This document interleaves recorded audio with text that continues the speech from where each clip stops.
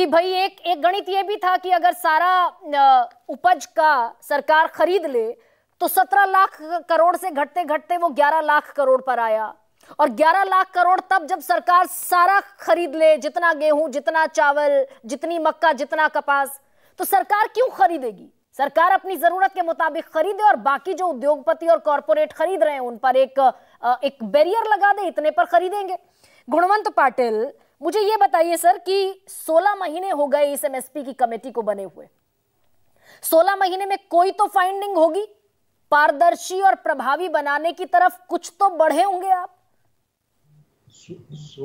नमस्कार, मैं गुणवंत पाटिल। 16 महीने में से हमने पूरी रिपोर्ट रेडी तैयार करके रखी है बराबर, और अभी हमारी ऑलमोस्ट पूरी रिपोर्ट रेडी है। आपको चाहिए तो कभी भी हम दे सकते बराबर। हाँ। लेकिन जो चीजें हमको दी गई है अभ्यास करने के लिए, एमएसपी 23 फसलों को तो सालों से मिलती आ रही है, उसमें क्या बदलाव हो एक बात है।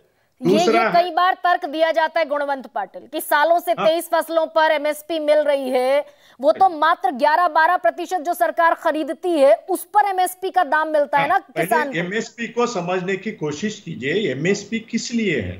जो एमएसपी की मांग आप कर रहे हैं या किसान कर रहे हैं, पंजाब के किसान पर्टिकुलरली, कि एमएसपी पे जो भी खरीदी किया जाता है 4-5 फसलें ही खरीदी की जाती है, बाकी की नहीं की जाती, क्योंकि जो पीडीएस को लगता है, जो सरकार गरीबों को बांटना चाहती, वही चीजें सरकार किसानों से खरीदती है।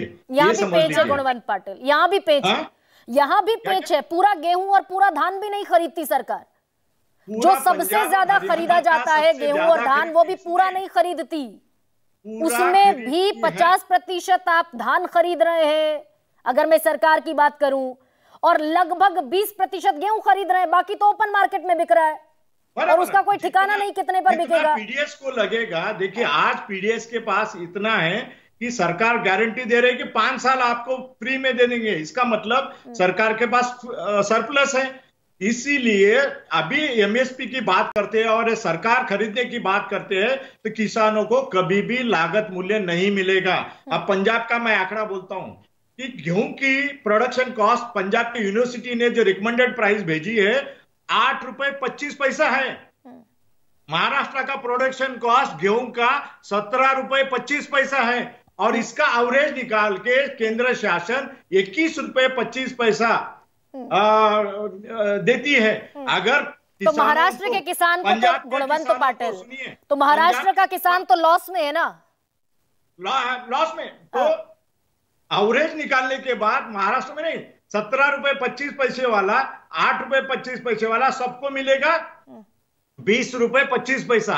इसका मतलब जहां पे कम कीमत है वहां पे ज्यादा प्रोडक्शन हो रहा है, वहां से सरकार खरीद रही है। अच्छा, ये एवरेज कीमत में सभी गेहूं का भाव बढ़ रहा है। अगर ये ओपन मार्केट में होता, अगर ये ओपन मार्केट में होता 30-35 रुपए तक एक भाव जाता, लेकिन सरकार खरीदती है अपने, अब जो एमएसपी आपने फिक्स किया, अगर एमएसपी को अगर गारंटी प्राइस दी जाए तो किसानों का उसमें घाटा ही होगा। सरकार अगर फिक्स कर देगी, कैसे? ये थोड़ा सा और समझा दीजिए कैसे।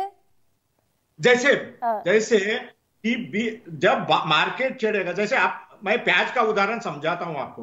प्याज अगर 100 रुपए चली गई तो सब आप लोग गले में माला लेके घूमते हैं कि बाजार बढ़ गया, सरकार गिर जाएगी। और जब 5 रुपए प्याज का भाव हो जाता है तो किसान की तरफ कोई देखता नहीं। हमारा कहना यह है कि जब 5 रुपए होगा तो किसान नहीं रोएगा, जब 100 रुपए होगा तो ग्राहक नहीं रोएगा। सरकार अगर इंटरवेन नहीं करती है, सरकार एफसीआई के मार्फत या किसी फेडरेशन के मार्फत खरीदी नहीं करती है, तो हमको एक्सपोर्ट इंपोर्ट अगर खुला कर देती है तो प्याज का भाव स्टेबलाइज होके 45-50 के करीब रहेगा, जो एवरेज वैल्यू है। और ये समस्या फिर गुणवंत पाटिल, सबके अपने अपने गणित है, फसल खराब हो, सबके अपने अपने गणित है। और ये समस्या कि जो 2275, मैं सिर्फ 2 फसलों की बात कर रही हूँ, ये समस्या जस की तस है ना कि भाई गेहूं का दाम है 2183 रुपए, धान का 2183 और गेहूं का 2275 रुपए बिक रहा है, वो उससे आधे पर। सरकार पूरा खरीद नहीं सकती।